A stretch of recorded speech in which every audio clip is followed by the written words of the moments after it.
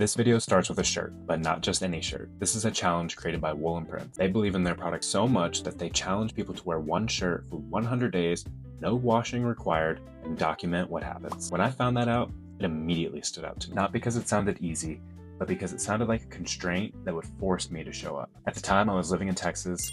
I was new to filming.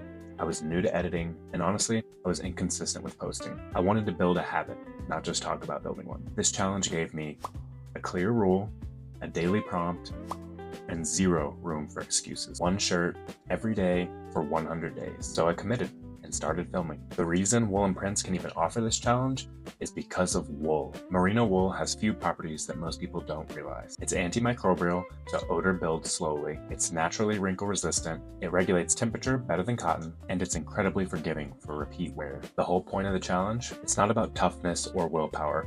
It's about material science. Now here's where I probably made the challenge harder than necessary. I started this challenge in Texas. Heat, humidity, sun. And later in Spain, I was dealt similar conditions. I was wearing the wool linen blend, which helped with breathability, but I also run as a hot person. That combination eventually meant I had to wash the shirt once, not because it smelled bad, but because sweat stains started building up after several hot days. That's an important distinction. Even with the heat, here's what surprised me. The shirt never smelled the way cotton would. It recovered incredibly well after airing out. It looked presentable far longer than expected. And honestly, if this had been one of the heavier 100% wool shirts, I'm confident I could do 100 winter days without washing. That's actually the version of the challenge I want to do next. Almost every single day, my setup was simple. The wool and prints button down, a wool and prints undershirt, black pants, light layers. Not sponsored, just consistent. Fewer clothes meant fewer decisions, less packing, and more mental space. That simplicity showed up everywhere else in my life. This is the part that people don't expect. Editing used to take me nearly an hour for a 30-second video. Now,